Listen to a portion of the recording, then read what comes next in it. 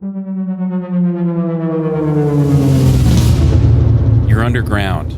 4 feet of frozen earth surround you on all sides. Your foxhole barely 18 inches across. It's sometime after 3 in the morning on December 16th, 1944, in the Hürtgen Forest. Snow blankets the ground above you. A wire stretches across the top of your hole, running to the lieutenant's foxhole somewhere in the darkness. Your raincoat is draped over everything, trapping what little body heat you have left. Your M1 rifle is wedged between your legs, butt resting at the bottom of the hole, barrel tilting upward. You're sitting on it, leaning against it. It's the only thing keeping you propped up enough to rest. You've been out all night on patrol. You got back maybe 30 minutes ago, maybe an hour. Grabbed some pancakes from the cooks, stuffed a few into your field jacket for later, and slid into this frozen pit to steal whatever sleep the war will let you have. And then you hear it. Footsteps. Not the careful, measured tread of an American soldier returning to the line. Something else entirely. A herd of something, moving fast, then stopping, then moving again. The sound grows louder, closer. Your eyes snap open. Your heart hammers in your chest. You reach up slowly, carefully, and lift the edge of the canvas just enough to peek over the rim of your foxhole. There's a German soldier crouched right there, closer to you than the length of your arm, maybe a foot from the rim. He's bent over, mid-stride, carrying a tubular container over his left shoulder and a short, stubby weapon with a wire handle in his hand. Behind him, more shapes move through the darkness. Many more. Do you reach for the safety of your rifle? One click, that's all it would take, and this man would hear it. He could drop a grenade into your hole before you ever got a shot off. Do you stay frozen? Barely breathing? Praying he passes by? What's your next move? This isn't a movie. This isn't fiction. This was the reality for Private Frank N. Clark on the morning the Battle of the Bulge began. Welcome to POV World War II. I'm your host, Fernando Prieto, and today we're going to take you deep into the war as experienced by one American rifleman. From a tiny coal mining town in Pennsylvania to the frozen killing fields of the Hürtgen Forest and the chaos of the Ardennes. You'll feel the cold seeping into your bones, hear the screaming of rocket artillery tearing through the treetops, and face the kind of decisions that no amount of training can prepare you for. How does a naive young man from a small town, a kid who didn't even know where babies came from, survive the most brutal combat of the Second World War? How do you keep going when the man beside you vanishes overnight and nobody even tells you whether he's dead or in hospital? And what does it cost a man to carry those memories for the rest of his life? This is Frank's story. Today, it's yours. It's the mid-1920s. You're growing up in Nesquehoning, Pennsylvania. A name so unusual you'll spend the rest of your life spelling it out for people. Nesquehoning. It's a coal mining town tucked into the anthracite belt of eastern Pennsylvania, home to fewer than 1,000 souls. The population is almost entirely first and second generation immigrants, Irish, Italian, Hungarian, English. And the town has 7 churches to serve them all. 3 or 4 of them are Catholic, divided by language as much as by faith. Life is simple here. Your father works as a railway postal manager, a federal job that came to him through the kindness of a family friend, a doctor named McDonald, who taught your father everything he needed to pass the civil service exam. It's steady work, a paycheck every 2 weeks, even during the Depression, which makes your family luckier than most in a town where the coal mines dictate everything. Your father carries a revolver on the job, guarding registered mail on the train, and he sorts letters and packages with blinding speed as the rail car rocks along the tracks between stops. Your mother is Irish, through and through, the daughter of immigrants from the Pottsville area. She met your father at a dance, drawn to him because he was the only young man there who didn't have liquor on his breath. She figured a man like that could support a family, and she was right. You're the third of 4 children, the only boy, sandwiched between 2 older sisters and 1 younger. This makes you the prince of the household. Your mother dotes on you, and you repay her by being obedient, church-going, and wholesome. You attend parochial school. You go to Mass every Sunday. You're so innocent, so sheltered by the rhythms of small-town life that the wider world barely registers. Then your father makes a decision that changes everything. In August of 1939, the family packs up and moves to Cranford, New Jersey. Your father needs to live within the postal territory his job requires, and your oldest sister needs better opportunities than a dying mining town can offer. You arrive in Cranford and start your junior year at the high school. 2 weeks later, on September 1st, Germany invades Poland. World War II has begun in Europe. You notice it, but only barely. One of your new classmates, a boy named Roger Ferrick, just arrived from France that summer. His father worked for an American corporation and had the foresight to move the family to safety. Roger always gets an A+ in French class, and you think nothing more of it. You have no idea that within a few years, you'll desperately wish you paid more attention to the French language. Can you feel it? That strange tension in the air? The sense that the world is tilting on its axis? Or are you too young, too caught up in the rhythms of a new school in a new town to notice? You graduate from Cranford High School in 1941 and enroll at Seton Hall University in South Orange as a commuter student studying chemistry. You register with the Selective Service as required, and then you forget about the war. You're a freshman, then a sophomore. The conflict in Europe feels distant, abstract, something that happens to other people in other places. Then comes December 7th, 1941. You're riding in a convertible coupe on Route 22 with friends. You pull over at a Stewart's root beer stand, the kind of place where they serve cold root beer in a big glass mug with a handle. You order a pint of root beer and maybe a pint and a half of something your parents wouldn't approve of. The radio is playing. And then the music stops. The news flash cuts through. Pearl Harbor has been attacked. Your mind races. Pearl Harbor, that's Honolulu, right? The Japanese? How could they possibly think they could take on a nation this big? It seems impossible. But the next morning, December 8th, you're sitting in the kitchen after early mass at St. Michael's Church, and the president is on the radio, asking Congress for a declaration of war. Your mother's face goes pale. She had a brother who was badly gassed in World War I. He suffered horribly and died young from the effects. She knows what war does to families. He's asking them to take my son, she says. And the words hang in the air like a prayer that's already been denied. What would you do? Would patriotism pull you forward? Or would your mother's fear hold you back? For a while, you do nothing. Patriotic fervor sweeps through the country, but you stay at Seton Hall, finishing your sophomore year. Then, sometime around 1943, you and a neighborhood friend named Egon Heller decide you're going to enlist.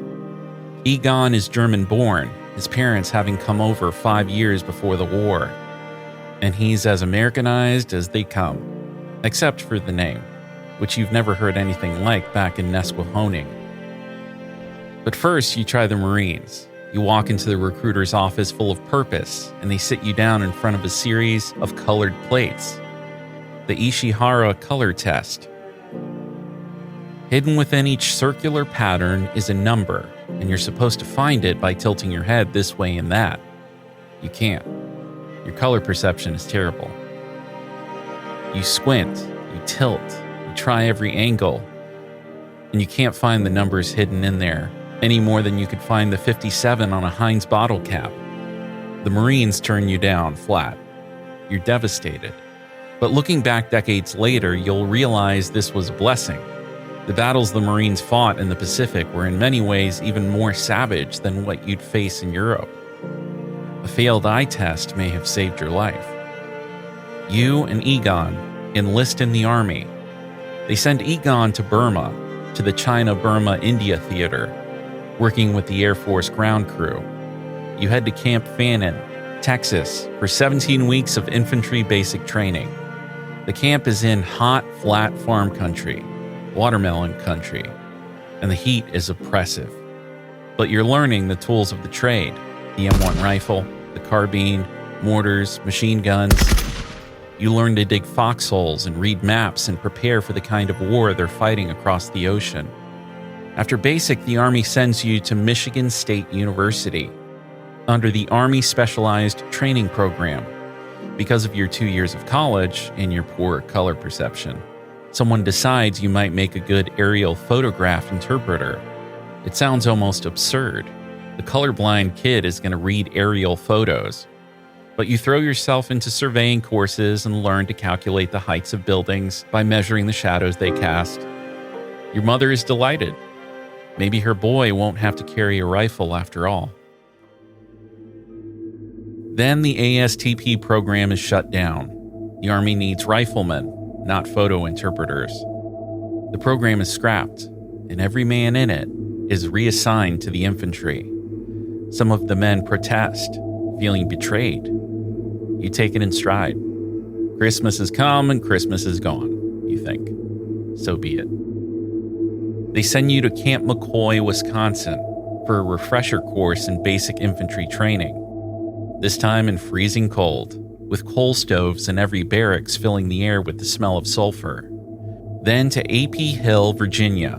Then to Camp Kilmer, New Jersey. And Camp Kilmer, by sheer luck, is less than 10 miles from your parents' home in Cranford. Every night that you can manage it, you crawl under the fence. You find a phone booth, call your father, and he drives out to pick you up. No pass, no permission, just a young man sneaking home to see his family one more time before shipping out to war. Your father has a terrible time finding the same section of fence to bring you back, but neither of you worries about it much. These are stolen hours, precious and fleeting. On your last night in Cranford, you say goodbye to Colleen, the girl who was your first sweetheart in high school. But you make no promises. You can't. You know what you're about to face, even if you don't fully understand it yet. What words could you possibly offer when you don't know if you'll ever come home? The next day, you board the Queen Elizabeth. It's September of 1944. D-Day happened 3 months ago, and the demand for infantry replacements is staggering. You board the Queen Elizabeth in the darkness of a New Jersey port. You didn't even know the train was taking you to Jersey City until you walked up the gangplank and saw the massive ship looming above you. Around 15,000 men are packed aboard this converted luxury liner, though it feels like twice that. You're crammed into staterooms that once held wealthy passengers and now hold dozens of soldiers, stacked 3 bunks high. You're going overseas as a replacement. You haven't trained with any division. You don't know a single soul on this ship. Everyone is a stranger. That first night, you get a bunk in one of the staterooms. You never go back. The staterooms are nightmarish, overcrowded, stuffy, and you quickly learn that if the man in the bunk above you has too much to drink, well, gravity is not your friend. So you stake out a spot on the upper deck, far above the temporary latrines that overflow as the ship pitches through the waves. You find a high, dry perch where the slop never reaches, and you make it your home for the 5-day crossing. The ship zigzags across the Atlantic to avoid German submarines. A blimp escorts you on the first day, providing cover against U-boats, and then you're alone. The fastest ship on the ocean, relying on speed rather than escorts to survive. You eat 2 meals a day, breakfast and dinner, and neither is good. The British crew does the cooking, and you're not accustomed to boiled chicken and bland stew. So you make friends with the American bakers working deep in the ship's hold, and you survive mostly on fresh bread. Can you picture it? 15,000 men on a single ship, zigzagging through waters prowled by submarines, eating terrible food, sleeping on the deck under the stars. Down below, men crowd around British sailors playing a gambling game called Crown and Anchor on a cloth spread on the deck. The British sailors know the rules and the Americans don't. And money changes hands in one direction only. You don't gamble. You don't have the money. And besides, you're saving your pay, sending most of it home to fund your education when the war is over. You're positive about the future. You're coming back. During the day, you walk every inch of the ship. You examine the lifeboats. You climb all the way to the bow and find the bell, placed there by Lloyd's of London, with the name engraved right on it. Well, you think, at least they're insured. If it's insured, it must be well taken care of. The thought comforts you. Eventually, the ship passes through the channel between Ireland and Britain, and you know you're heading for Europe. You dock at the Firth of Clyde, near Glasgow, Scotland. And those mysterious horizontal poles you've been puzzling over on the bow suddenly make sense. They rise vertically, and the crew uses them to hoist cargo from the hold. One more thing learned, one more piece of the world revealed. From Glasgow, you board a British train heading south. You ask the escorts where you are, and a Scottish soldier shakes his head and says, "You're in Britain now. Can you smell it?" The territorial rivalry between Scots and Englishmen gives you a brief laugh in the middle of a journey towards something far less amusing. They put you in a replacement depot somewhere in southern England. You think it might be near Southampton, but you're never sure. There's no training here, just waiting. You're issued an M1 rifle and told to put a clip in it. When you get to where you're going, fire it off to blow the cosmoline out of the barrel. That's it. No target practice, no sight adjustment, no ceremony. Don't fret and worry about it, they tell you. You're either going to hit them in the ribs or in the head. Are you getting nervous yet? Does the reality of what's coming start to sink in when they hand you a rifle and tell you not to bother with the sights? One night, an air raid siren goes off. Explosions rock the area. The blast blows the doors off one of the food storage buildings, and in the chaos and the darkness, men scramble to grab whatever they can, hoping for a big can of orange marmalade or strawberry jelly or even a tub of butter. You end up with margarine. Not exactly the prize you were hoping for, but you eat it anyway. Then, it's time. They load you onto a vessel in the darkness. A British ship, bigger than a ferry, but much smaller than the Queen Elizabeth. And you cross the English Channel at night. When you arrive on the other side, you have to go over the rail and down cargo nets, rope ladders slung over the side. You're weighed down with your duffel bag, your rifle, your ammunition. Progress is slow, because you can only move as fast as the man below you. And then 2 men pile up above you. Their weight plus yours plus all the gear is too much, and you lose your grip. You go thundering down, head over tea kettle, crashing onto the men below you at the bottom of the landing craft. Welcome to France. It's late September 1944, and you're standing on Omaha Beach. Not the Omaha Beach of D-Day, that was 3 months ago, but the scars are everywhere. The German beach obstacles, those welded angle iron crosses they called Czech hedgehogs, still jut from the sand and water. The cliffs rise above you, impossibly steep, and you try to imagine what those men faced on June 6th, charging up these mountainous slopes under withering fire. The magnitude of it stuns you. You wind your way up a serpentine path, not straight up the cliff, but switching back and forth in long S-curves. At the top, the hedgerow country begins. Even now, months after the fighting moved on, you can see the terrible evidence of what happened there. The earth itself has been reshaped by violence. From the beach, they load you onto 6x trucks and then onto trains. The famous 40 and 8s, French rail cars designed to carry either 40 men or 8 horses. They're cold and cramped and you have no idea where you're going. But at one point you catch a glimpse through the rail car opening and see it in the distance. The Cathedral of Chartres, with its enormous circular stained glass window still miraculously intact.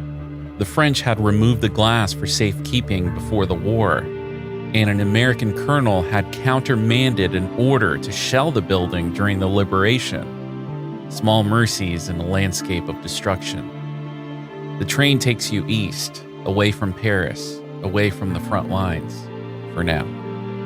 You transfer to trucks, and the trucks carry you through territory that prioritizes ammunition and fuel over replacement soldiers. You'll get there, the officers tell you. Don't be in a hurry to get where you're going. Can you hear the dark humor in that? Don't be in a hurry to reach the front line. Don't be eager to get to the place where men are dying.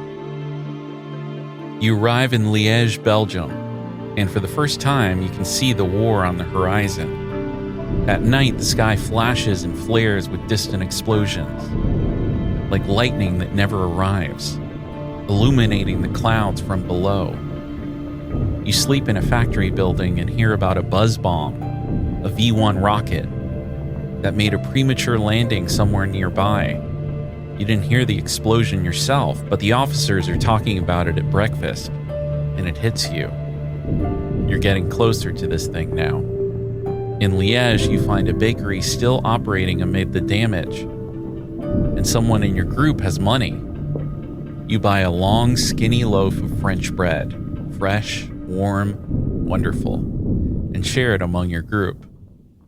You attend Mass once in a Belgian church with no kneelers, where you stand or sit but never kneel. It's the only time you'll worship in a church for the duration of the war.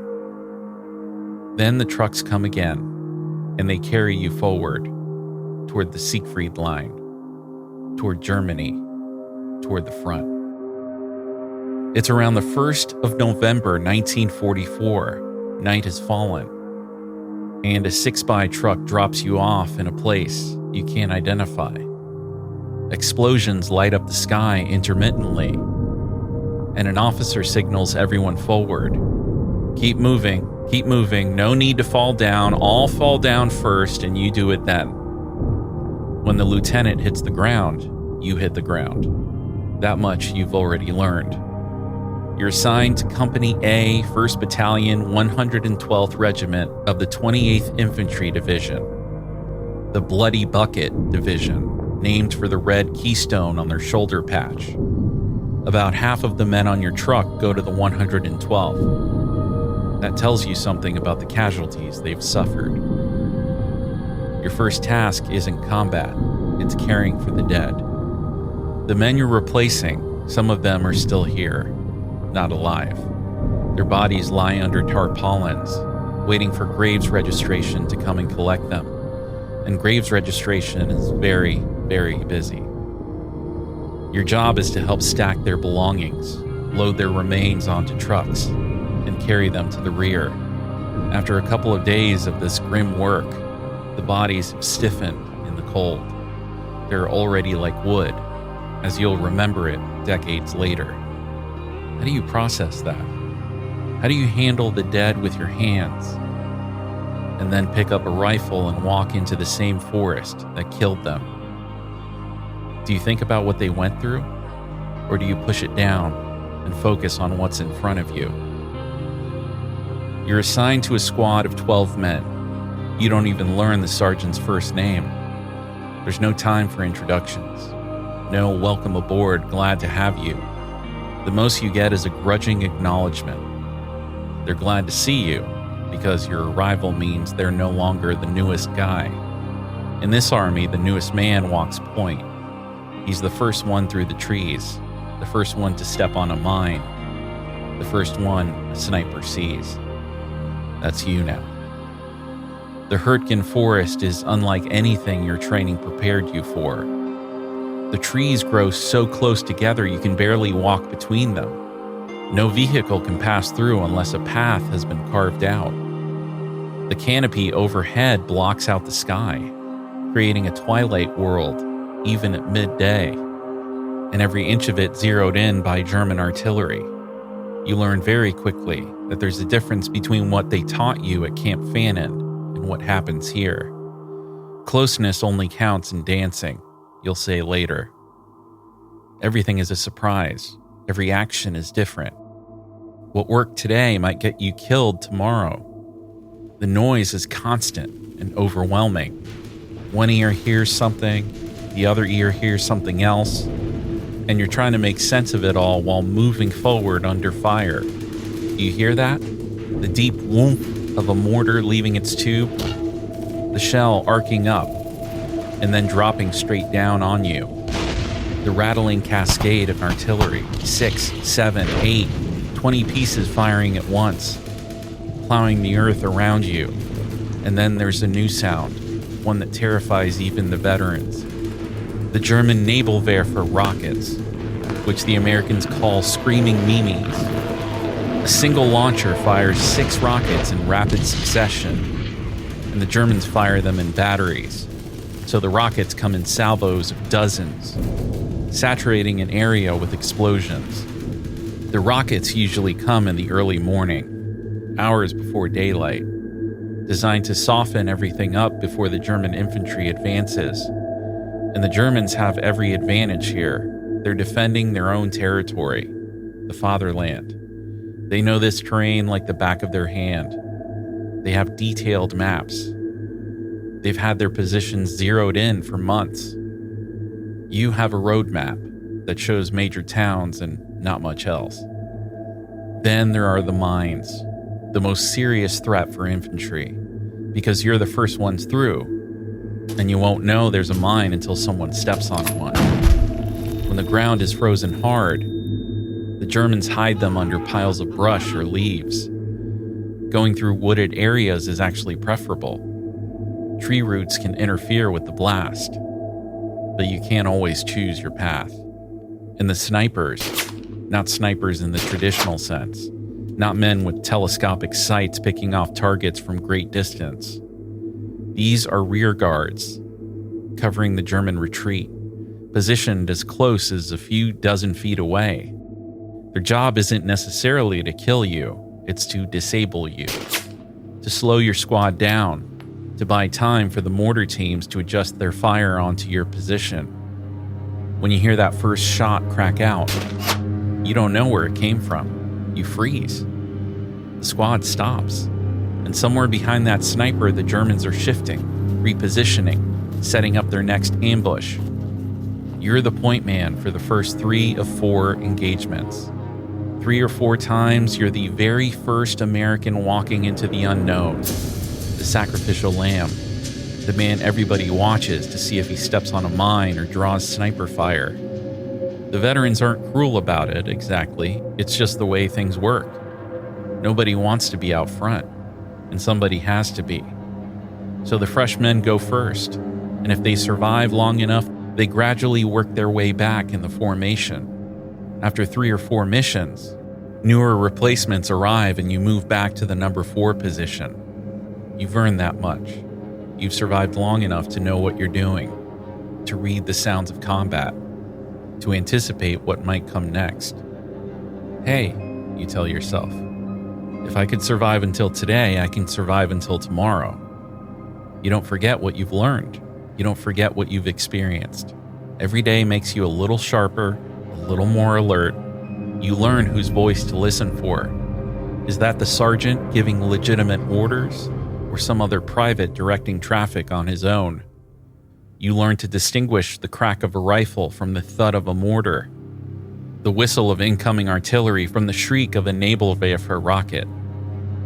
The villages of Fossenach and Schmidt are shooting galleries. The losses are tremendous. Farmhouses become death traps. You clear the ground floor, but the Germans are hiding upstairs, silent, waiting. In the heat of battle, you can't check every room, every floor, every building. You have to stay with your team, follow the objective, keep moving. The man beside you could disappear between 1 minute and the next, and you might never learn whether he was wounded, killed, or evacuated with frozen feet. Ah, yes, the feet. Your standard issue army shoes are low cut, with laces and a tongue that lets water pour right in. The Germans wear tall boots, waterproof, designed for exactly this kind of warfare. They've been preparing for 10 years. You're wearing canvas leggings that offer no protection from the water table that seeps into every foxhole you dig. Some men's toes turn black, real black, like charcoal, as the tissue dies from the cold. Others burn their spare pair of shoes in their foxholes, scraping away the ash with bayonets to reduce the smoke, because there's no dry wood to burn and no other source of warmth. Officers fall at a rate nearly equal to enlisted men.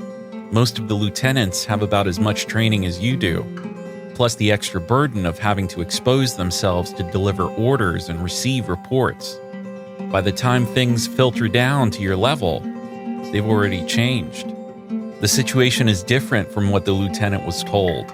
The lieutenant might already be a casualty, so the sergeant takes over, and if the sergeant goes down, a corporal. And if the corporal goes down, it's whoever's left. Through all of it, you keep going. Not because of some Hollywood moment of revelation, not because of a stirring speech from a commander, but because everyone around you is keeping going. Misery loves company, and your buddy is watching your back while you watch his. He's protecting me, and I'm protecting him, you'll say later. And somebody else is protecting somebody else. We're all in the same boat, trying to keep it afloat. There's a bond between men in combat that civilians rarely understand. You might not know your sergeant's first name. You might never learn it, but you trust him with your life every single day. You trust the man on your left flank and the man on your right, and they trust you. It's not friendship in the conventional sense. There's no time for closeness. No opportunity to swap stories about home or share photographs of sweethearts. All you know is that you're Americans, and the only way any of you are getting out is together. In the mail, you never receive any. Not a single letter from home, not a single package. For the entire time you're in combat, you're constantly on the move, a replacement soldier without a fixed address.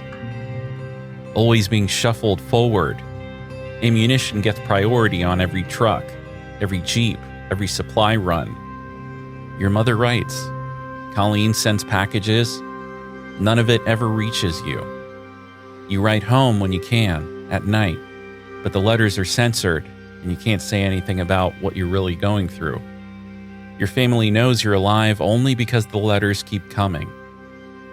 They know nothing else. You know your objective. You do your best to achieve it.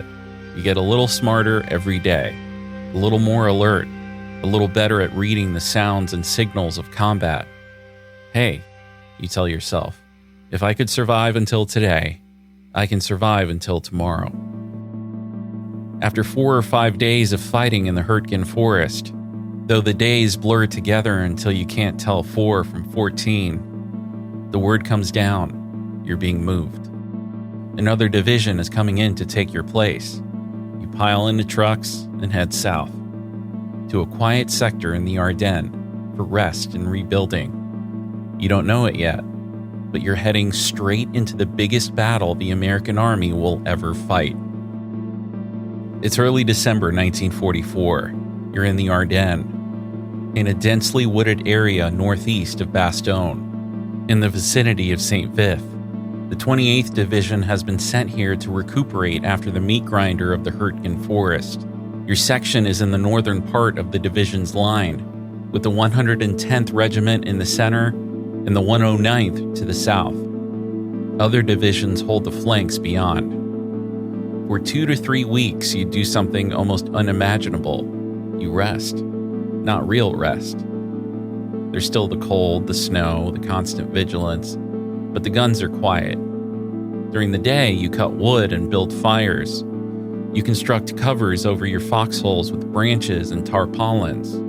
At night, you train the new replacements, teaching them everything you've learned in the forest. What to listen for, how to move, what to do when the man beside you goes down.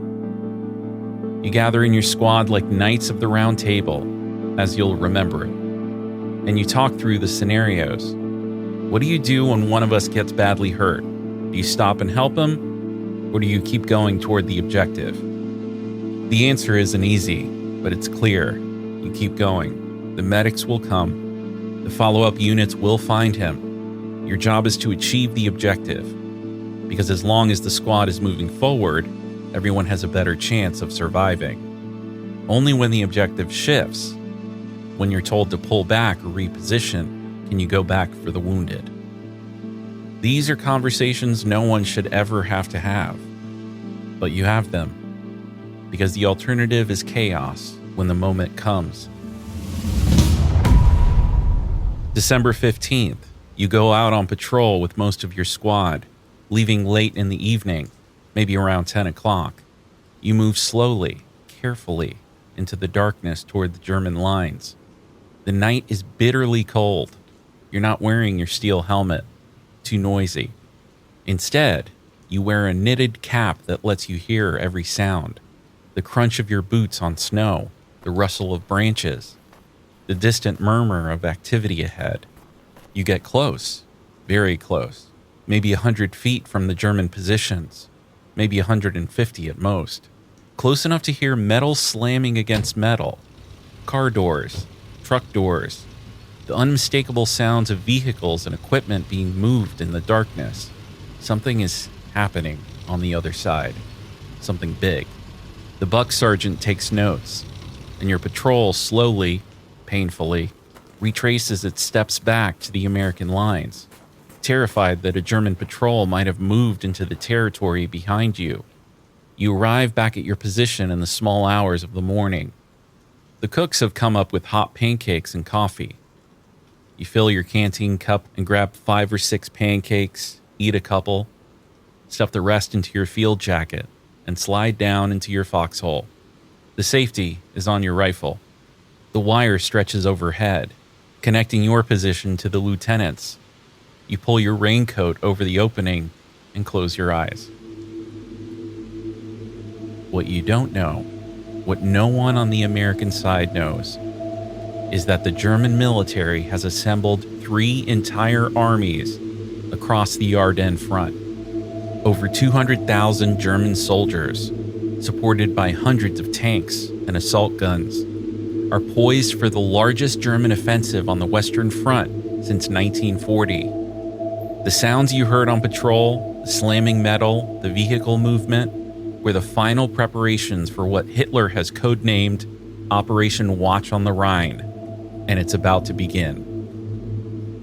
You're awakened by footsteps, not the distant shuffle of a lone sentry, but a rumble, like a herd moving through the forest. They run, then stop. Run, then stop.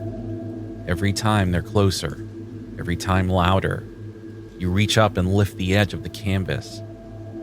A German soldier is right there, a foot from the rim of your foxhole. He's crouched low, bent forward, still moving. On his left shoulder, he carries a cylindrical container, like a gas mask case. In his left hand, a compact weapon with a wire handle, short and stubby, nothing like the M1 rifles you've trained with. Behind him, more shadows move through the darkness. Many, many more. Your rifle is between your legs. The safety is on. One click, and it's ready to fire. One click, and this German will hear it. What do? You freeze. You calculate. In eyelash time, blinking time, that if you click the safety, this man will drop a grenade into your hole, and that's the end of everything. So you stay put, perfectly, impossibly still. And the German moves on. But they keep coming. Wave after wave of German infantry, pouring through the American lines in the pre-dawn darkness. Their objective is clear: infiltrate as deep as possible before daylight, before the Americans can organize a defense. They're not stopping to engage individual foxholes. They're flowing past like water around stones, getting behind you, among you, all around you. Then someone up ahead opens fire, and everything erupts. The forest explodes with gunfire. Germans spray automatic weapons in every direction. Americans scramble out of their foxholes, trying to distinguish friend from foe in the pitch darkness. Some Germans are hit and captured, 7 or 8 of them shell-shocked, badly shaken. They're pointing at their watches frantically, over and over, tapping the face. The Americans figure out what this means almost immediately. A massive artillery barrage is coming, and these Germans wanted to be safely past the American lines before it hits. The barrage arrives right on schedule, around 5:30 in the morning, while the sky is still black. The night tears open. You're glad you're still in your foxhole when it hits, because the German prisoners are diving into the latrines, the open-air toilets, desperate for any hole in the ground to shelter in. The sergeant gathers the squad. He's explicit, forceful. These prisoners are going back to battalion. There will be no shortcuts, no summary justice. He knows that some of his men have lost close friends in the fighting, and he knows what grief and rage can drive a man to do. But these prisoners are going back alive, period. All day, confusion reigns. German troops of every kind stream past your position. Young boys mixed with older foreign conscripts, men who don't speak German and seem to be little more than cannon fodder, intermingled with hardened German soldiers. Your squad reorganizes, forms a defensive line, and puts fire on the Germans who come within range. Some retreat, others find different paths forward. As night falls on December 16th, you take up a defensive position in the heavily wooded terrain. Then the Nebelwerfers come again. Those horrifying German rocket launchers. They saturate the area. Tree bursts send shrapnel slicing through the forest at every angle, turning the canopy itself into a weapon. You're lying prone, pressed as close to the base of a tree as you can get. You're wearing an overcoat with a field jacket underneath. Your pack is on your back, with your entrenching shovel inside it. All of that bulk, overcoat, field jacket, pack, shovel, is layered over your shoulder and back. It saves your life, but not entirely. Shrapnel tears into your left shoulder and your left leg. The pain is immediate and disorienting, but you're alive. You can move, barely. Now what? The battalion aid station is somewhere to the rear, but you don't know exactly where. You can't walk. Your leg won't support you. So you crawl through the snow, on your belly, dragging your rifle alongside you. Not because you can shoot it, but because you need it to pull yourself forward, to propel yourself across the frozen ground. Your shoulder screams with every movement. The snow, at least, is slippery, which helps. You dig the butt of your rifle into the ground ahead of you and pull your body forward, inch by agonizing inch, leaving a dark trail in the white snow behind you. Can you imagine it?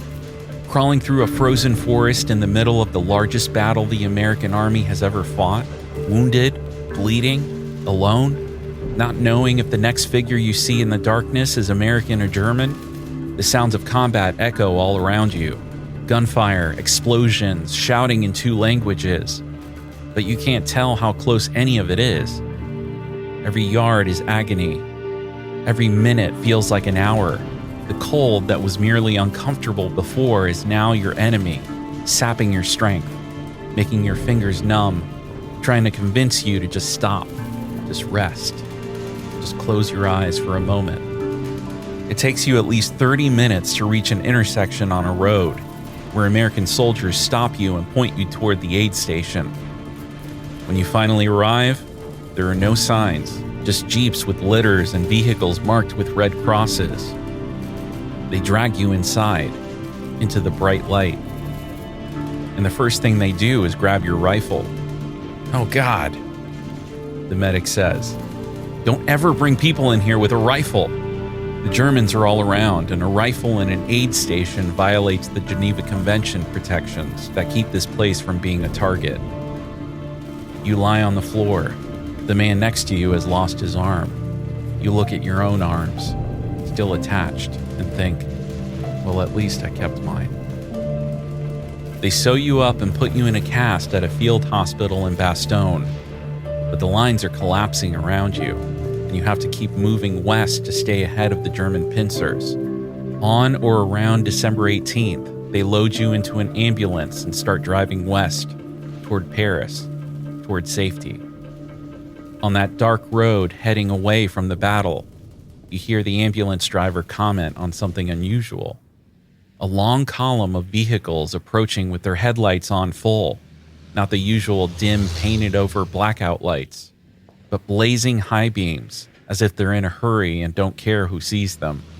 Your driver pulls over to let the column pass and rolls down his window. "What outfit?" he calls out. The answer comes back from the lead vehicle. 101st. This is a gravy train. We don't have to jump.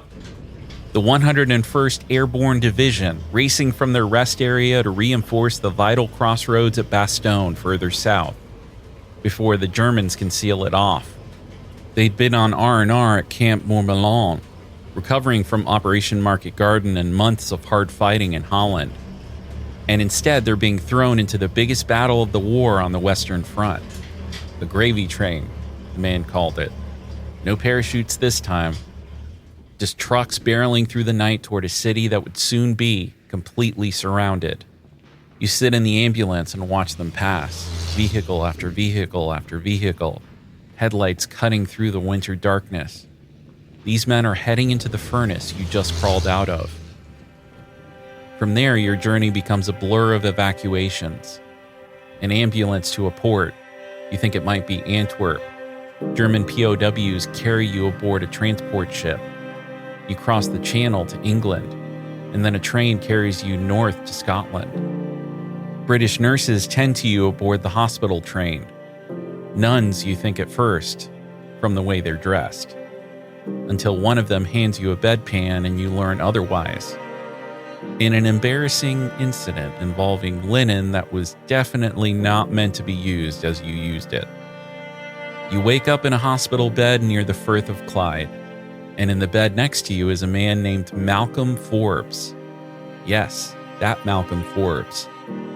The future publishing magnate.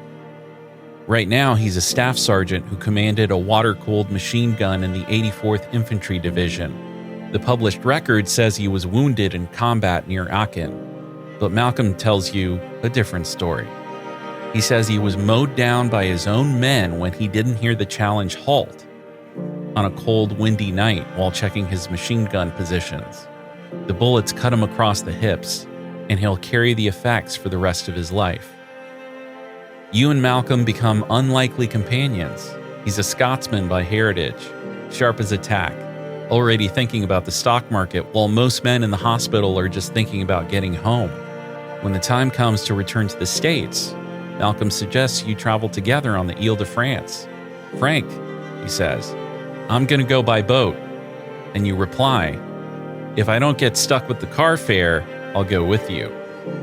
In the hospital at Butler, Pennsylvania, just north of Pittsburgh, you share a room with Malcolm and receive some remarkable visitors. Edward Stettinius, the Secretary of State, drops by as a courtesy to Malcolm's father, Bertie Forbes, the publisher of Forbes magazine. Roy Rogers arrives to entertain the troops, and when he hears Malcolm Forbes is upstairs, he brings his horse Trigger right up in the elevator. 4 rubber boots on the horse's hooves and a diaper underneath. Trigger stomps his hoof on command, answering questions with 1 stomp for yes and 2 for no, right there in your hospital room. When it's time to go home, the president of the Pennsylvania Railroad arranges a private roomette on the Pullman train for Malcolm. And Malcolm, true to form, says, "Frank, there's room for you. Come on, ride down with me." On the train, Malcolm reads the stock market pages of the New York Times. while you read the sports section. Malcolm slams the paper down. Doggone it, I could have made $400. The stock he'd wanted to buy, the one he tried to get his father to bring his checkbook for, had gone up $400. Here's a man who knows how to make money. You, meanwhile, are just trying to figure out how to get a bus home to Cranford on crutches. At Penn Station, Malcolm's mother and father and the family chauffeur are waiting. Malcolm gets a limousine ride to Inglewood. You hobble to the Port Authority and catch a bus to Cranford. Rank has its privileges, you think. He was a staff sergeant, after all. You come home to discover that your mother has passed away while you were overseas. The prince has lost his queen. The letters you wrote home, censored, careful, never mentioning anything gory, were the last communication she had from her only son in combat. And the packages Colleen sent you, you never received a single one. The mail couldn't keep up with a replacement soldier who was constantly on the move. Ammunition had priority over letters. Mortar shells had priority over care packages. You returned to Seton Hall University on the GI Bill, discharged with a 50% disability. You finish your chemistry degree. You accept things as they come. You always have. The war happened, and now it's over. And you move forward. That's all there is to it. But the war stays with you. It stays in the way all trees look the same when you close your eyes. The Hürtgen Forest, where you could never measure your progress because the landscape never changed. It stays in the chaos, the noise, the confusion of those first moments of combat when training met reality and reality won. It stays in the image of a German soldier, crouched a foot from your foxhole in the pre-dawn darkness, and the calculation you made in the space of a heartbeat: stay frozen, stay quiet, to survive. What does it mean to have lived through something like this? Frank Clark put it simply: it was an experience that not many people get a chance to experience. The hardship, that old men dictate that young men are going to do it, fight their battles. Of course, in this case, we didn't initiate it. It had to be done. It had to be done. 4 words that carry the weight of everything. The frozen foxholes, the screaming rockets, the friends who vanished without explanation. The crawl through the snow to the aid station. The man in the next bed who'd lost his arm. I'm just grateful, Frank said, that I've had the longevity that was not made available to a lot of other men. From a coal mining town in Pennsylvania to the killing fields of the Hürtgen Forest. From a foxhole in the Ardennes to a hospital bed next to Malcolm Forbes. Frank Clark's journey spans continents and decades. He was a naive young man who went to war, survived its worst, and came home to build the life. He raised a large family, he worked hard, he lived long. Eventually, he married Colleen, his first sweetheart from Cranford, reunited later in life after both were widowed. When asked what his most vivid memory of the war was, he didn't hesitate. The chaos of the Hürtgen Forest, where the weather was so cold and the area was so dangerous. You could still never dream that it was that devastating, where you see nothing but damage, damage, damage, destruction.